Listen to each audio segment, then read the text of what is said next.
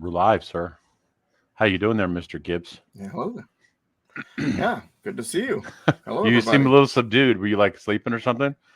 Well, no, I realized I had a whole bunch of stuff on my screen, and I there's already issues still at this time. Sometimes the last thing I need to do is create more by having too many tabs up and stuff like that. I got in this morning from back east. It was supposed to be in like Sunday night, and so for those of you who uh, paying attention to what Mr. Constitution does. I was in Washington, D.C.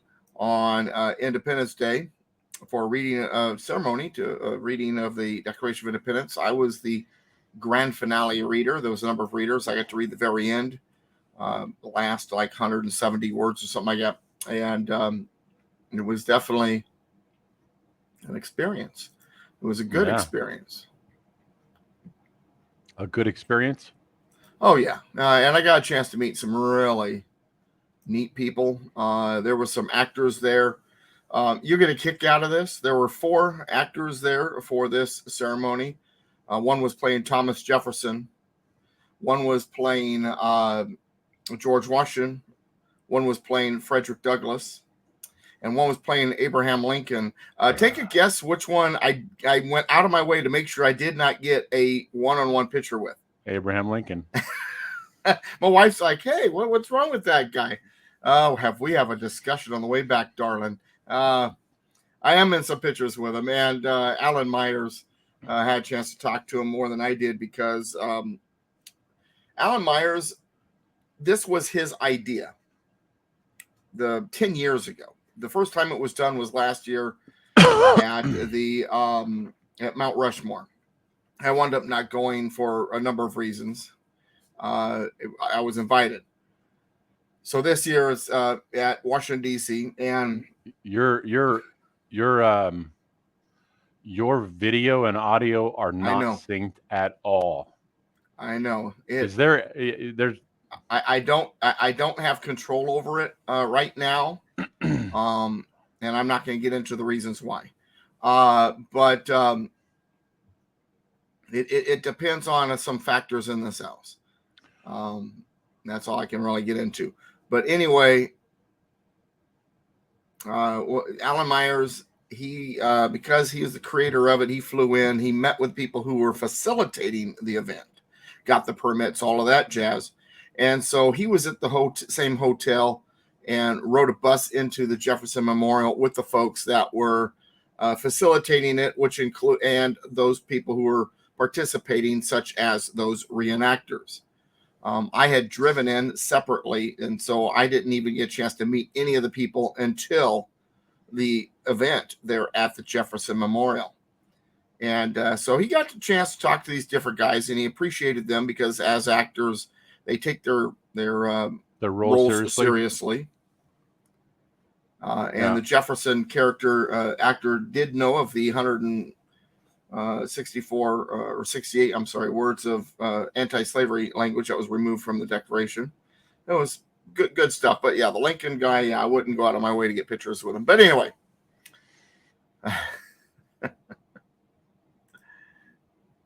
So fun. Good to see everybody in the chat room. I just pulled up the Rumble page so I could watch the chat on my other computer.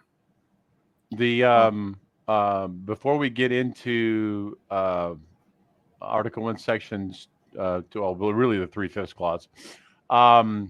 The story of the day that we're going to kind of cover is, I guess, Florida has said that they are not going to recognize certain classes of driver's licenses from other states, Right. which is a violation of the Constitution per se. That's when I see it. I think we're gonna delve into that a little bit Yeah. because as I understand it, reciprocity is a big deal. Article 4. Well, let's go a little bit back here, and there it is. I was looking for my Untold history pocket constitution, so I have the right one in the right place, all sort of stuff. So let's go back through a little bit of foundational stuff here, just to make sure everybody's with us here. When the Constitution was written, it was to create a new federal government. The government the government for the United States prior to the Constitution was that of the Articles of Confederation. This is a change of governmental system. And there were certain fears that about this new government. They knew that they needed something larger than what was in the Articles, but didn't want something too large, because then it would be a national government that is pretty much controls everything. So the idea was, how do we dance on that fine line? We walk that tight wire, find that happy medium where we have a system that's large enough to preserve, promote, and protect the Union, but not so large that it becomes a controlling factor or a tyrannical centralized government with consolidated powers. And so when they created this federal government, the idea was, first of all, number one, to only give the federal government certain authorities, only powers that had to do directly with the Union itself. That meant that the states were going to maintain or retain their sovereignty. They're going to handle their own issues. But there was going to need to be some things that would cross over. You wanted the states to take care of their own business, but at the same time, for the sake of the Union, there needed to be rules that all the states followed, which would be prescribed by the federal government. And so now that they're a union, a firmer union, they needed to recognize certificates, acts, records, judicial proceedings, so on, licenses, so on and so forth in each of the states, because while they are sovereign entities, they're part of the Union. They're part of the same country. So it's an interesting dynamic going on here. The states make their own rules on stuff. They are individualistic. However, because they're a country, there's going to need to be certain things that they do, such as what's called in Article 4, full faith and credit. So the idea is, because prior to the Constitution, it'd be pretty good. If you got yourself a bankruptcy, you just say, well, screw it. I'll move from Massachusetts over to Virginia. It won't follow me. Now it does. Or there's certain licenses or certificates, or, I got married in New York. Well, now we're moving to New Jersey. You don't have to get married again. The certificate is recognized, so on and so forth. So full faith and credit, reciprocity, as they say. Now, so here's the question. What does that apply across the board when it comes to things like driver's licenses? What has happened in the news is, in the state of Florida, there are 5 states so far from New England who have been issuing driver's licenses to illegal aliens. And normally these licenses have keywords on them that separate them from all of the other licenses. And Florida's saying, hey, those licenses were not issued legally because they're being given to illegal aliens, so we're not going to recognize them for identification, for driving privileges, nothing. They are null and void in our eyes. So the question is now, can Florida do that? And what is the big deal when it comes to the different licenses? So when we read Article 4, there's a few things that pops out at us when it comes to the full faith and credits clause, because Congress is a part of this discussion. Full faith and credit shall be given in each state to the public act records and judicial proceedings of every other state. So reciprocity. So if a public act, a record, a license would be a record, judicial proceeding is issued by one state, it has to be recognized by all states. That does not mean that all states have to have the same rules on those things. It's saying that if one is issued in another state while you're visiting, while you're in that state, it's recognized. I just went on a trip to Washington, D.C. I just got back, matter of fact, early morning hours this morning. And as I was driving across the country, I didn't have to stop at a DMV in each state to update my license for that state. My license was good in each of those states. Reciprocity, full faith and credit. Now, if I was to move to one of those states, now as a resident, the rules might be a little different. I would need to apply for theirs, and I might need to take another test. I might not need to. The age might be different, or the residency requirements, or whether or not you're a legal alien. All of that might be different based on those rules. So to get the license in that state, each state can establish their own rules. But for someone just like I was doing, driving across the country, they have a license, whether the issuance of that license was within the rules or not of the state that person is driving through, because they have a license that allows them to operate a motor vehicle. And I don't even want to get into the discussion about whether or not licenses themselves are constitutional, because that's a whole different conversation. So chat room, have fun with that sometime later. It would need to be recognized. So Florida now is saying, well, we're not going to recognize some of those licenses because we believe they were illegally issued. So can Florida do that constitutionally? That's the question on the table. Now, once again, I'll read Article 4, and this time I'll read the whole thing. So the whole conversation comes into play here. Full faith and credit shall be given in each state to the public acts, records, and judicial proceedings of every other state. And the Congress, so where Congress comes in, may by general laws prescribe the manner in which such acts, records, proceedings shall be proved and the effect thereof. In other words, like for example, the driver's license, the basic format of a driver's license, for example, Congress can establish that. Congress is not telling you how to do the license. They're telling you, all of them have, no matter what state, we have passed a law saying that there has to be a first name, a last name, address or whatever. Congress can do that on how these things shall be proved. In other words, the form in which these licenses or acts or documents will be provided. Right. So, question: did Florida violate the Constitution? Well, okay, so I don't think so, because they're not saying that it's across the board. They're only saying that certain classes of the licenses are not going to be accepted because they are issued to people who are not citizens of the United States. But the rules of the state issuing those licenses was that those persons shall receive a license. It's a valid license from the state they're from. Should that, due to full faith and credit, license be recognized?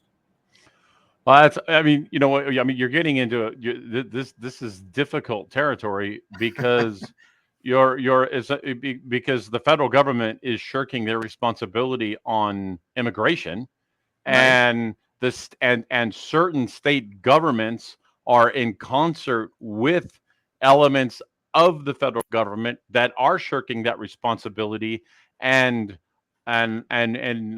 because they're in concert, they are issuing documents that essentially say that they're issuing documents to people that are supposed to only go to citizens. I understand what Florida's doing here, and I have to say, I would side with Florida, even though it doesn't necessarily concur with what the Constitution says. And the reason that I would side with Florida on this is because Florida is doing what they can to stand up for illegal immigration. This is very similar to AB 870 in Arizona, is it not? Similar, but different. Well, let's put it this way. When I say something is unconstitutional, that doesn't always necessarily mean it's a bad thing or a good thing.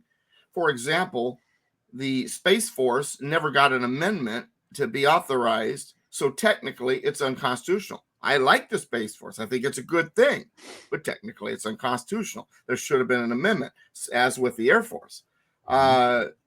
So when I say something is unconstitutional, first of all, don't misunderstand that it's me saying, oh, well, then that's a bad thing.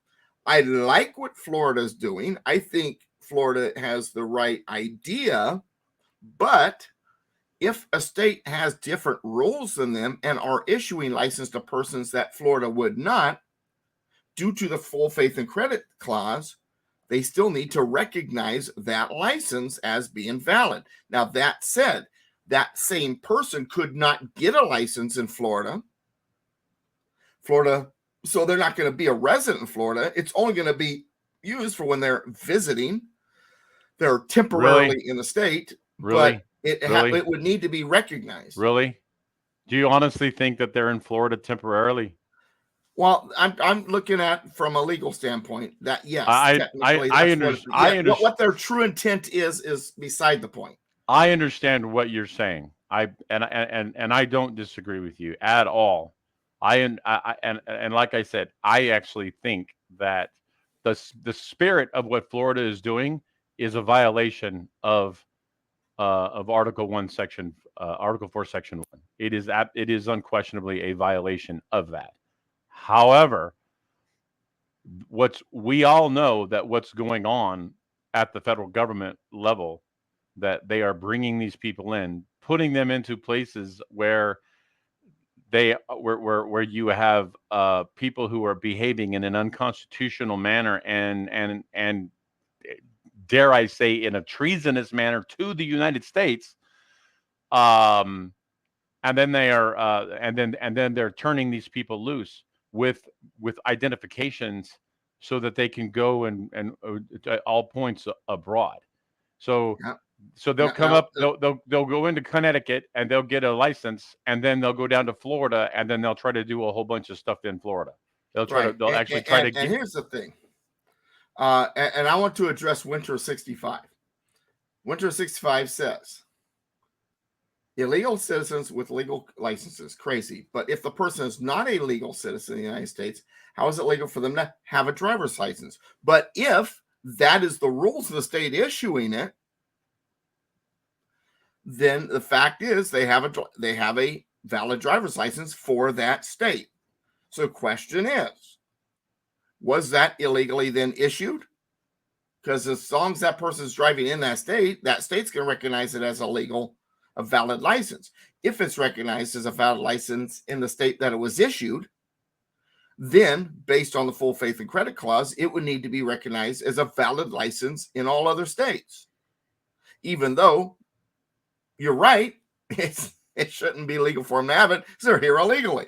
So it really creates a real quandary when it comes to this discussion. Where do you go with this? This is where the federal government's supposed to live up to its authorities and its responsibilities regarding immigration, and they well, haven't. yeah. Well, as I say, I like, and if we're being really brutally honest about this, Mm-hmm. I would actually say that this isn't necessarily a thing that Florida is doing to protect Floridians. I would say that this is something that is being done from a political level to make um, DeSantis look good for a presidential run. You may be onto something there, but it's definitely a good question because and thank you, Collinwood. Amazing how in the chat, amazing how much of the Constitution is being tested as of late. Seems like much of what's been done is to expose weaknesses. It's funny because the Constitution, and you and I were having this conversation earlier. No, I'm not the one that said this to you, but it's a very good point. You were saying that someone had said to you about how the Constitution is not what's important in the courts; it's the The law, codes. what is it, federal law or U.S. code. Mm-hmm. And might I add, U.S. code, case law, and the opinions of judges and Right. politicians. The Constitution itself is not an important factor to these people. It should be the first place they go to. Right. So and so the question is, why does Florida even feel the need to have to do this? because licenses are being issued that are being perceived as illegal Well, because they're going to persons who are not supposed to be in the country in I the first think place. But then we're told, well, then no, they could be here. Living in the shadows is so hard. I think I already told you. I think I hit the nail on the head as to why Florida was doing this. So, but Yeah, maybe that's just me. just another way to make DeSantis look a little more conservative. Right. And for those of you who are huge DeSantis fans, look a little deeper under the covers. Mm-hmm. Just saying. I don't want to get into a big DeSantis discussion per se. Um, and I was telling my mom this and my wife this over the last few days. DeSantis is not a good governor because he's a good governor. He's a good governor, or at least it looks like he's a good governor, because he has good legislature. It's a legislature that's pushing the things that are right. He actually has gone against some of it. He has actually had some ideas that have been not so good. And also, when you look under the covers, look at where his money comes from, things like that. Yeah. So, I don't want to get into a hate DeSantis thing, as I don't know if he's a tool of the left or not. I don't know what side he really is on, but he's not the conservative saint that everybody makes him out to Well, be. okay. So this is my channel for the most part. So Okay. and I get to actually have an opinion, and I have no problem expressing that opinion.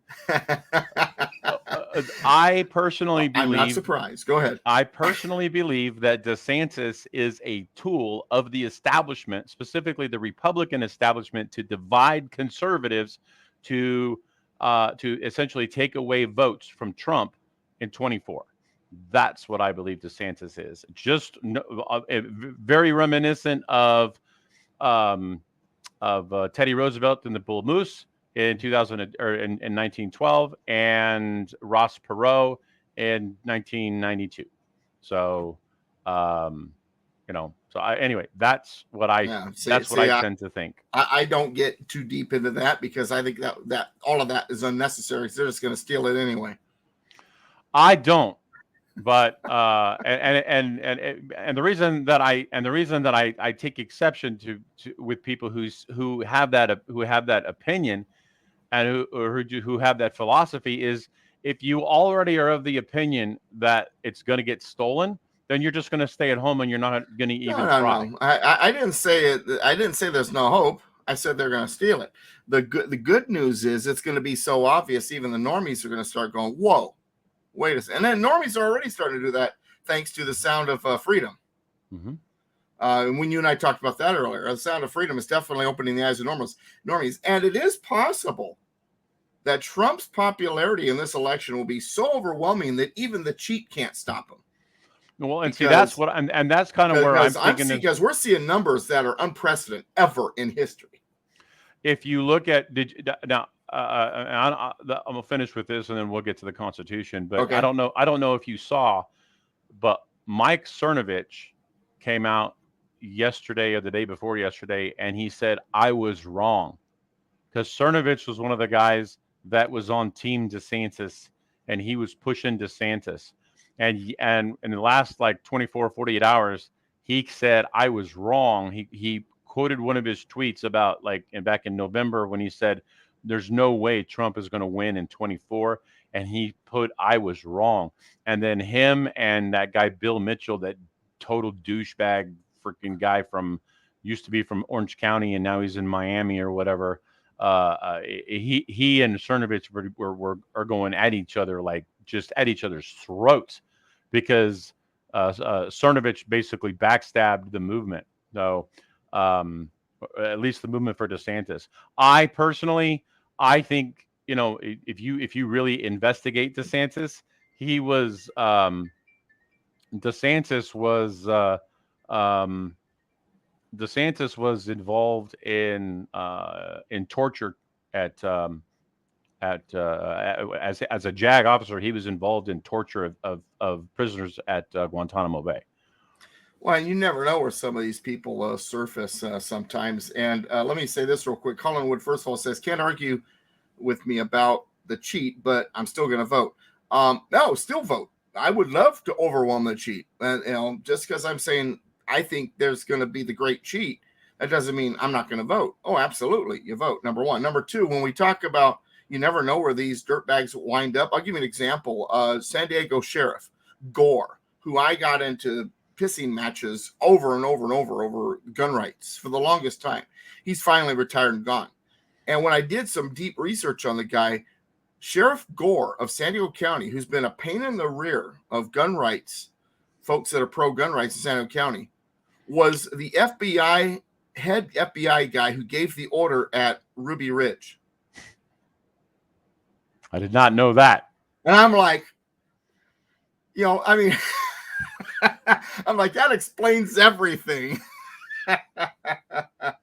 So, like I said, pay attention because sometimes you never know where some of these. I want to know what Jenny's greenhouse is saying. She keeps saying "Ron, Ron, Ron," and I'm like, "Yes, what's up?" Is I don't understand what are you saying to me, Jenny? What are you saying? Now, the Go Ron Go, was it a Go Ron DeSantis Go, or was it a Go Ron Partain Go? I think Winters was talking about me. She was trying to put some wind in my sails. But I'm not sure. I'm not sure about Jenny's greenhouse. I don't know what she's trying to say there. So if you would please elaborate, I would be most grateful. Anyway, today we're actually going to talk about. Yeah, there you go with my name again. What's up? I'm here. I'm right here. Finish the sentence, please. We're going to talk about the 3/5 clause. So, and this is a lot of fun, actually. The 3/5 clause is going to be a lot of fun because we are. It's going to be. I don't know if you know this, but I'm working on a couple of things from the Abbeville Institute, and the one that I'm working on right now is Don Livingston giving a talk on how the North prolonged and profited from slavery.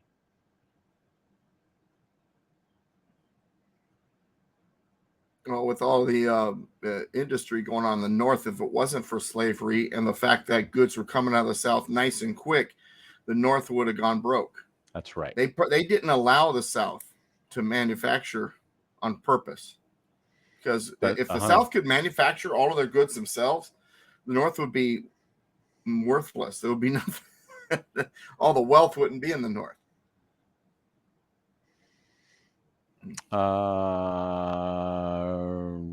Okay. I will look that up. I don't know what that is right off the top of my head because I don't, but I will look that up.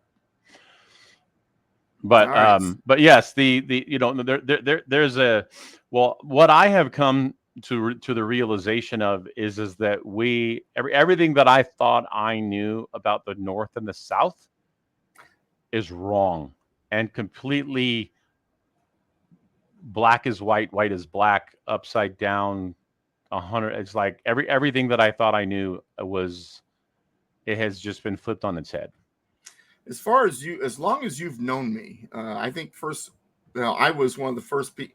Well, here's my question, because not that I want to take credit for something or anything. Had you already had suspicions about Lincoln prior to meeting me when you heard me say that Lincoln was not one of my favorite presidents? No, we had this discussion, and you asked me about presidents, and I told you, and I had Lincoln on that list, and you were surprised that I said that. You were surprised because you asked me who my least favorite presidents were, and I told you Lincoln was one of my least favorite presidents, and I think you were a little surprised that I said that. Now, I'm just curious. I don't go too deep into Lincoln in my classes, not because of any reason other than the purpose of my Constitution class is to teach Constitution, not to teach who's great and who isn't. Now, there are going to be certain persons I am going to spend a little extra time on, like Hamilton, because when it comes to Constitution, my dislike of him is actually very pertinent to the lessons. But when I get into the 13th, 14th, and 15th Amendments in my classes, I do mention that Lincoln is not the guy that should be held up on a pedestal that he is. And well, I'm not getting into that conversation now per se, but Well, I will. I'm not going to get in that conversation, but I will say that if you look back in the history books mm, and in the modern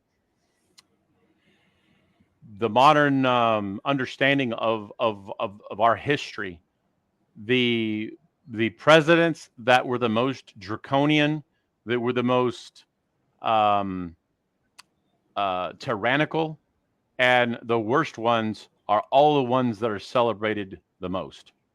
and the ones that were most dedicated to liberty or the ones that you were told were the weakest, Yes. like Coolidge and Harding. Mm-hmm. Right.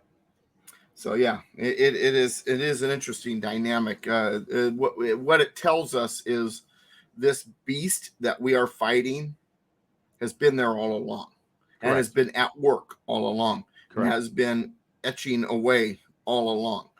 This is not a new war that we're in. It's just that it has escalated, and the enemy has gained access to certain technologies and so on and so forth that it didn't have before.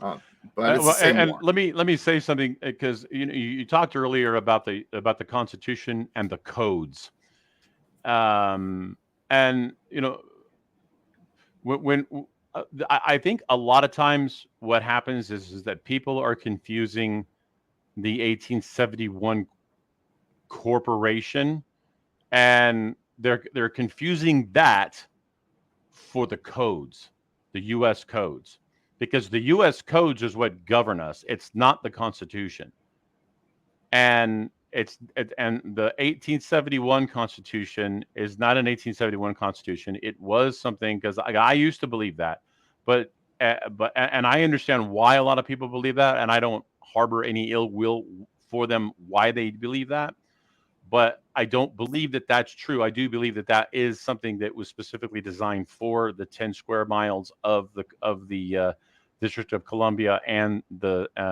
territories, America. The territories like Puerto Rico and that time Hawaii and Right. whatever.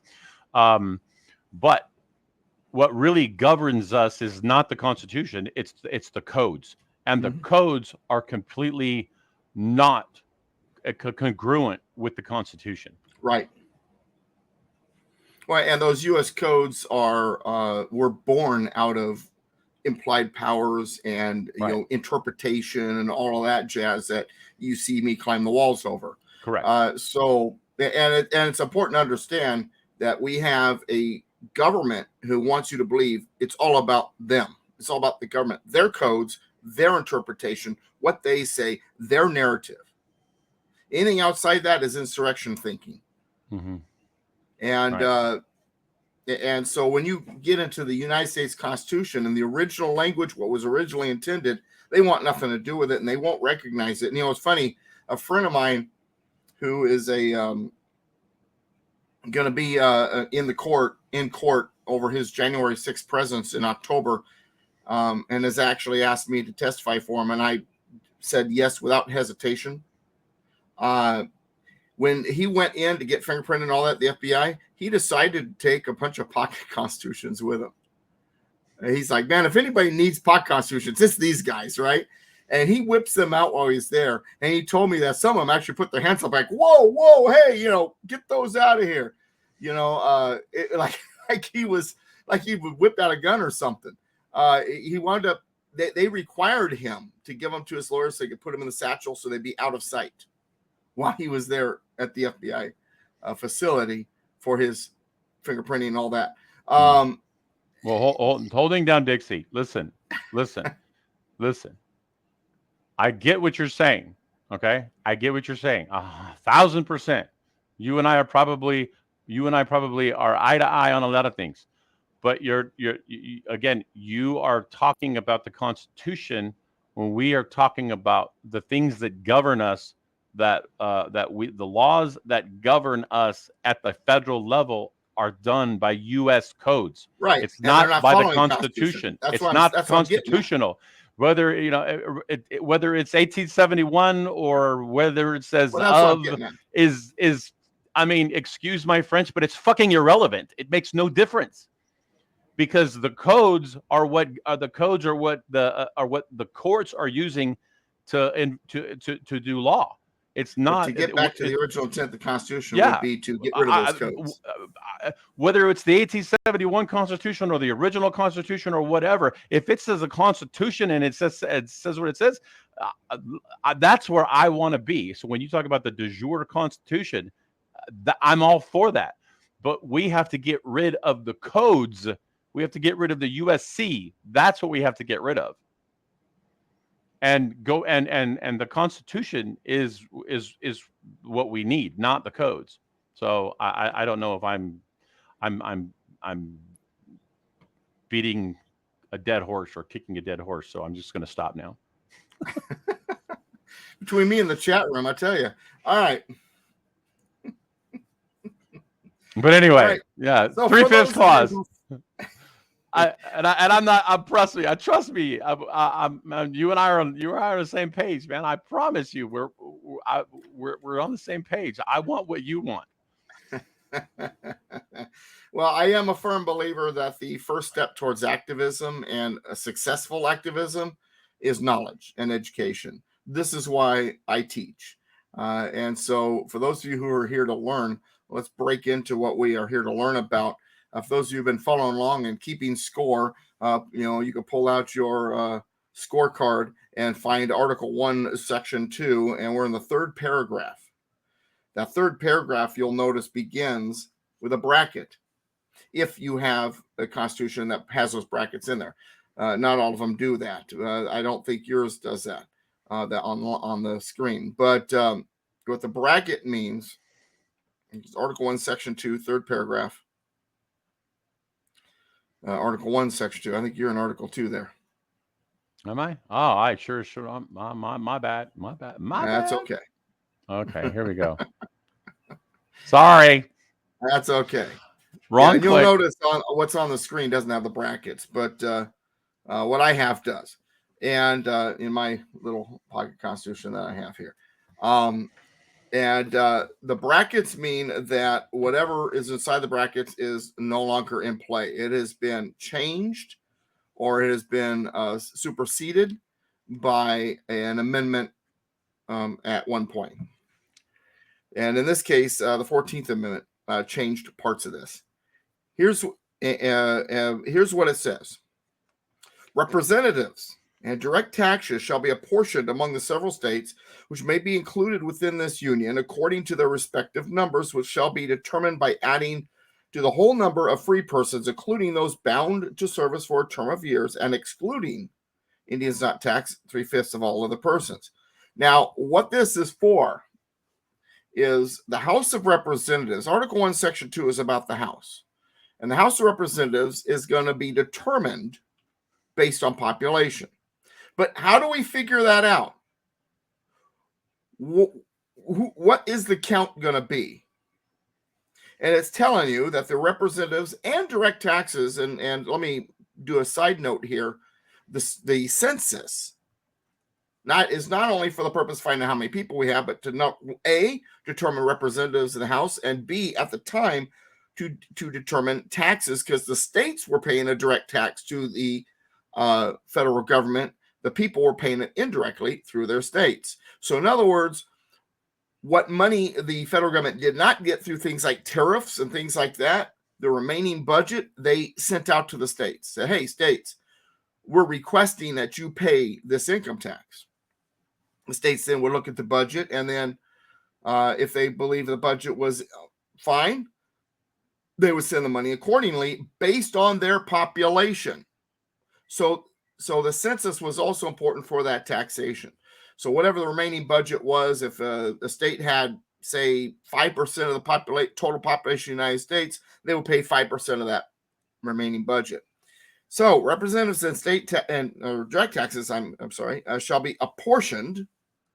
In other words, divvied up based on population numbers among the several states which may be included within this union according to their respective numbers, which shall be determined by adding the whole number of free persons. So first of all, population, however many free persons you have, that's the number. Then it says, excluding those bound to service for a term of years, excluding Indians not taxed. So the persons that are the free persons that are acting as slaves, indentured servants, they count no different than free persons. Indians not taxed are excluded. Why would Indians not taxed be excluded? They're not a part of the system. They're not citizens. They're not legal residents. They are legal residents of their tribes. This is a clue when it comes to illegal aliens. Illegal aliens, like Indians not taxed, are not a legal part of the residency. Therefore, they should not be counted towards the apportionment of how many members of the House of Representatives a state gets. Now, we had just a few years ago in the census where there was a question on the census about legal aliens, and the question was it constitutional to ask? And the courts decided to say, no, it's not constitutional. Get rid of that question. No, the question was very pertinent because illegal aliens are not supposed to be counted towards the apportionment for the House of Representatives. So if we're getting, if we got however many million illegal aliens in the state, it should not be applied towards how many members they get in the House of Representatives. That number should not be counted. Then it says 3/5 of all other persons. All other persons. Notice that in the Constitution, the word slave or slavery is not used until the 13th Amendment when they outlaw it. Founding fathers were very, very careful not to use the word slavery. They were against enslavement. They did not want to diminish the integrity of these people by using enslavement. So they referred to them as persons. And you'll notice that throughout the Constitution in the first 7 articles. So what it's saying is these persons who are enslaved, what do we do with that number? Because if we count all of them, then what we wind up giving the slave states, the ones with the larger numbers of slaves, an advantage in the House of Representatives. Do we really want them to have a stronger voice in the House of Representatives as a result of them having so many slaves? I would actually argue yes. Now, it would encourage more. It would encourage more slaves because we're gonna get more representation. I would disagree with that, but I think that was the argument of the North. But I think that if I have to say that it is, as I look at it now, I wish I wish the 3/5 clause wasn't there for the state that we would have had the South to have more power at the northern level. States would have never signed the Constitution. I know. I get it. 100%. I understand. And actually, New York at the time was one of those states that had a lot of slaves. There was fears that New York would have too much power. But yeah, of course, that now looks kind of funny since New York was part of the Union later. But and Virginia actually, while it had a lot of slaves, had been trying to get rid of slavery as a colony. And in 1832, when they had their constitutional convention over their state constitution, keeping slavery barely won. It was a real narrow vote. But New York was a strong slave state. And that's the point that I'm making. When you look at the 3/5 clause, the 3/5 clause, as I understand it in layman's terms, was done to essentially have a balance of power between the North and the South, because you still had you had a certain segment of the states in the southern part that didn't have that their population was more slave population, and then they were rural states, so the free population was much lower, but the slave population was very large. Well, the dynamic here is we want to make sure this Constitution goes into play. Correct. And the writers of the Constitution, most of the framers, believe that the Constitution was one of the steps towards abolishing slavery. That with this Constitution in place, the provisions of the Constitution would lead to the abolition of slavery. So they're willing to make certain compromises, number one. Number two, they wanted to make sure that all the states were part of it for a number of reasons. So if you counted the slave population as a whole number, all the slaves, one for one, the states in the South, for the most part, and New York would have more, the states, in other words, that supported the continuation of slavery would have a larger voice in the House. The states who had begun to eliminate slavery, Pennsylvania, for example, in 1783, had passed an anti-slavery bill that began gradual. They believed in gradual emancipation. They didn't believe that you should emancipate someone instantly because they would not be able to take care of themselves. So the laws that were being put in place that were anti-slavery laws were gradual emancipation of slaves. The first one was in Vermont, which wasn't a state; it was a territory being fought over between New Hampshire and New York. But Vermont had passed an anti-slavery law in 1777, and then Pennsylvania in 1783. Matter of fact, Benjamin Franklin was the president of the first Pennsylvania Abolition Society. But nonetheless, the idea here is, what do we do with these numbers? So if we keep that number whole, then the states with the stronger slave populations are going to have overpowering control over the House. If you count the slaves as zero, then the states in the North, or aside from maybe New York, that have the smaller slave populations would have overwhelming control in the House, because that means that only the free population would be counted, and the rural states of the South just wouldn't have very many representatives. So we've got to find a way to balance it out where both sides are happy. Number one.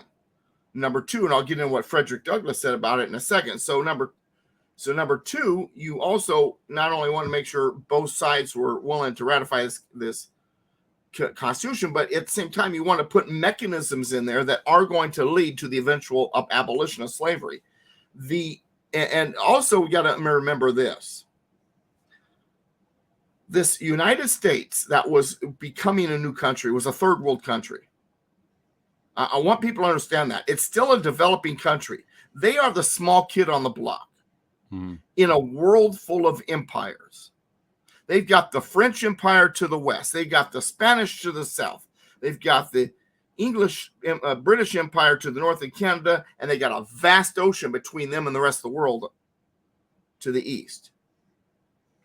And to leave themselves open for invasion, attack by these empires would be a dangerous move. The colonies recognized, when they were colonies, that they had to be united to stand against the British Empire. Now, as the United States, they're recognizing that they need to make sure the states are united, that this union is preserved in order to stand a chance in this world of empires. And to the south, in Florida, is the Spanish Empire, who's licking its chops and would love to grab up any stray colonies and maybe even beat at the heart of the colonies. South Carolina and Georgia were the two states that were strongest when it came in the sense of pro-slavery. And they were a buffer between the Spanish Empire and the rest of the colonies. So for military reasons, you want South Carolina and Georgia as a part of the Union. Right. And you got to keep in mind that Florida was not. Florida was actually part of Spain. So Florida was not part of the United States. The southernmost part of the United States at the time was Georgia. Right. So we want to make sure both sides are willing to ratify this thing. Yeah, let me go ahead, Doug. Let me address something in the chat. The 3/5 clause, up until the ratification of the 13th Amendment, the 3/5 clause was how they did it. But Yeah. when the slaves were freed as a result of the 13th Amendment, then this portion of the Constitution essentially did not Yeah, the 14th was Amendment, rendered. Section 2. The 14th Amendment, Section 2 specifically addresses getting rid of the three-fifths clause. Excuse me, the 14th Amendment. I apologize. Yeah, I mean, you're right. 13th Amendment is abolished slavery, but it was 14th Amendment that addressed it specifically. yes, the three-fifths clause was primarily for balance of power. It had Mm-hmm. nothing to do with um, with it only being three-fifths of a person. As you know, today what we are taught in our fucking woke ass schools, I'm sorry, but this infuriates me Don't because beat around the bush. Say what you really you mean. literally have black people out there who believe that these guys, the systematic, this white oppression shit of, they only thought we were only three-fifths of a person. It had nothing to do with the fact that they were only three-fifths of a person, and it had everything to do with taking into consideration slaves and who they were, and having a balance of power between north and south. That's expressly what it was all about. Is so that you didn't have the slave states outnumbering the free states, or the states that were migrating towards emancipation, to have more control. That's all. That's expressly what the three-fifths clause was about. Now, for the purpose of the ratification of the Constitution and the early years of the Union, that balance of power was a good thing. As time passed, not so much. You look back and you want the pro-slavery states to start losing their balance of power in the legislature. Why? That would have ultimately led to them to abolish slavery peacefully, individually, because they would have seen the writing on the wall that legislatively they were losing ground. One of the ways to try to maintain that balance of power that emerged in 1832 was the Missouri Compromise, because that balance of power, Yeah. they believed it still needed to be maintained. And what that did is that extended the life of slavery in the United States. So I'm a firm believer, and this is just my own opinion, that once the Constitution was ratified, and once in 1807 the Atlantic slave trade is outlawed, the balance of power no longer needed to be maintained, and we would have been better off if they had abandoned that balance of power policy, but they Agreed. didn't. And to your point, Winters, that's because this is like this touches on something that I'm extremely passionate about. So yeah, that's why you. So because you never hear me swear, and then you hear me swear, that should tell you it's like it. I'm I'm just passionate about it. I'll just leave it at that. You swear at your cats, though, sometimes, don't you? No, I'm kidding. Whatever. Yeah, that's a sore subject. Let's leave that alone. All right. So, Doug doesn't know. Doug doesn't know what's happened to me over the last couple of weeks. So, yeah, we'll just leave that alone. all right, we'll talk. All right. So now, yeah, I've been out of town for the last couple of weeks. I am curious before the show is over how the Declaration of Independence presentation went over. But nonetheless, let's wrap this up. So now, Frederick Douglass escaped slavery at one point. After he escaped slavery, he became a fugitive slave. As a fugitive slave, if he were captured, then legally he could be sent back to the person to whom his labor was due and be brought back into slavery. As a fugitive slave, he learned how to read and write. Now, that his education actually began while he was a slave, but then his slave owner disallowed it after the children and wife tried to start teaching him how to read. Once he was a fugitive slave, he would give poor white kids bread to teach him. Once he could read and write, he wrote a book. The book was so popular, he wound up going on a book tour. Remember, he's still a fugitive slave here. He gets captured, he gets sent back, and he's on a book tour. The book tour takes him all the way to Britain. While in Britain, two women who absolutely love him pull their money together and buy his freedom so that he's no longer a fugitive slave. He returns to the United States, a man no longer worried. And when he first became a free man, escaped slave, he hooked up with a guy named Garrison who led the abolition movement out of Boston. And Garrison had taught him that the Constitution was a pro-slavery document, and the Three-Fifths Clause, said that that blacks were 3/5 of a person, all of that jazz, and Frederick Douglass believed it. Then, once he knew how to read, he read the Constitution, he studied the Constitution, and that led to two of my favorite quotes by him. One, I hated the Constitution until I read it. I love that one. Two, Mm-hmm. I have studied the Constitution, and I have determined it not to be a pro-slavery document. And then when it came to Three-Fifths Clause, and in the argument, he said, actually, it encouraged abolition. Mm-hmm. Because if a state, their free population is counted as whole and their slave population is counted as 3/5, it would encourage them to free those slaves so that that population could be counted as whole number. Correct. How many people you've heard ever say that? Frederick No. Douglass said that. So anyway, so that said, that's a 3/5 clause. We'll get into more about the enumeration and the census and the procedures. So we'll continue through Article 1, Section 2. Article 1, Section 2 through Section 6 usually takes a couple weeks, 2 or 3 weeks. Then we'll get into Section 7, Section 8. But I tend to clump 2 through 6 together because that has to do with the makeup of Congress and procedures and things like that. Yeah. It's and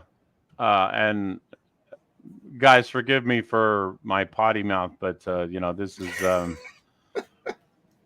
I a lot of people who don't know me, they don't know my situation, they don't really understand why I'm so passionate about that. Just suffice it to say that it is a battle that I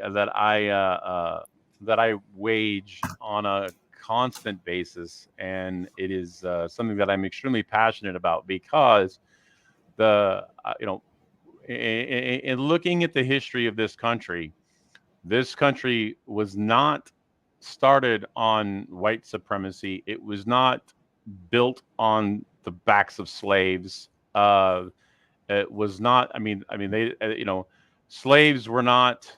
Um, Slaves were not people that were mistreated. Now, that's outside of the United States. Yes, the slaves were treated Well, and some slave abhorrently. owners mistreated them, but overall, generally, not like it was elsewhere. Well, okay, so so yes, I'm not saying that as a blanket statement that all slave owners were good people. That's not what I'm saying. But wait, I will say that the vast majority, the overwhelming majority of slaves in this country were treated basically like members of the family. I Hmm. mean, they slept in the same house. They ate at the table. They were, I mean, for all intents and purposes, as somebody put in one of my, somebody said in one of my a comment of the video that I did about talking about Southern emancipation. They said that slaves were like treated, and I don't mean this to sound derogatory, but they were treated like a family pet, and like if you took care of them, they would take care of you. Now, I'm not saying that they're humans and they shouldn't be treated as animals. That's not what I'm saying. But what I am saying is that how do you treat your pet? You treat your pet with kindness and tenderness and love. Right. That's how you treat your pet. They're part of the family. And the vast majority of slaves, even though they were human beings, they were treated. The vast majority were treated with very well, very That's the well. reason why a large number of them, once the emancipation, after the war between the states, 13th Amendment, and after that, they stayed on as employees. They had a good life. And I'm getting ready to upload a video about basically how the North prolonged slavery and um, and really profited from slavery, and that's one of the reasons for Lincoln's invasion of the South after they seceded.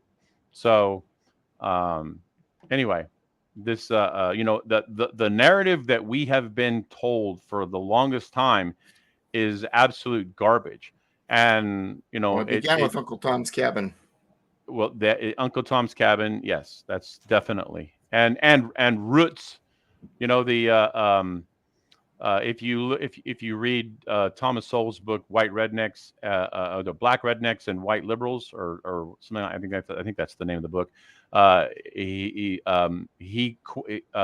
He challenges the author of the book Roots, which was turned into like a TV miniseries on ABC back in like the 70s or 80s.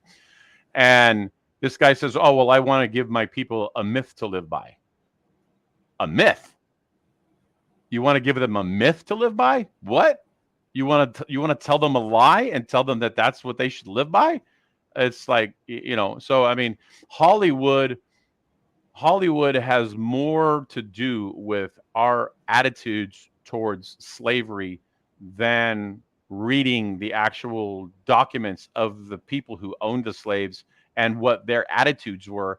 And if you look at when the South seceded, when the South seceded and the things that they did, when they became their own country, when they became the Confederate States, they actually were making moves to free the slaves and to do a lot of things that would have benefited the black people, the slaves of that day. So it's everything that we have been told is a lie. And Well, for the tr- left, you know what the great thing about lies are, right? yeah, People so easily believe them. Trying to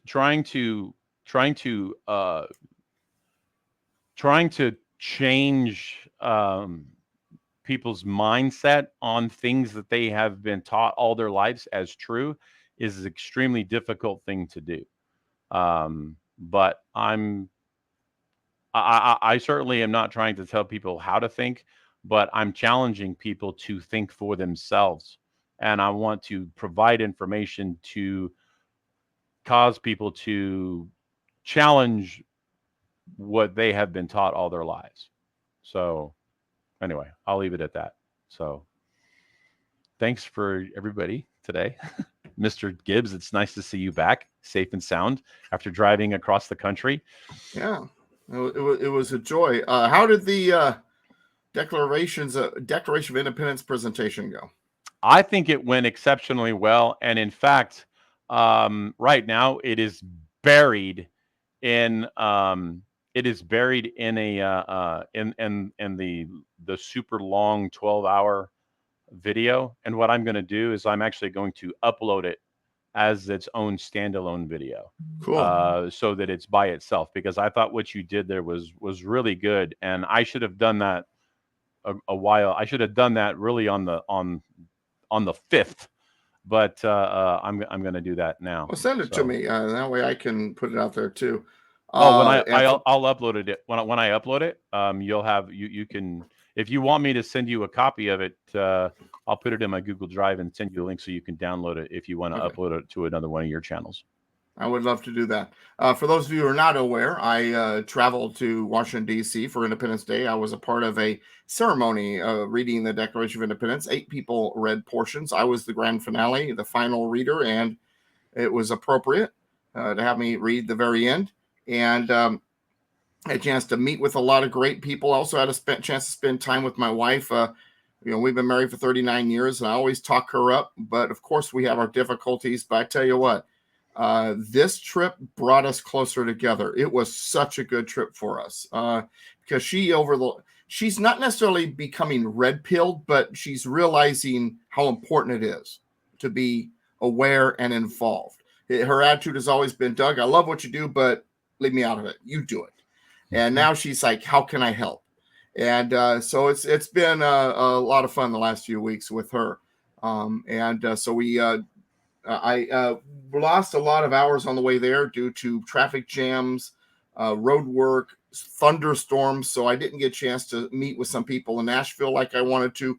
but we met with some people in Chattanooga, Tennessee. We're planning on doing a seminar out there in the near future, a weekend seminar in Chattanooga.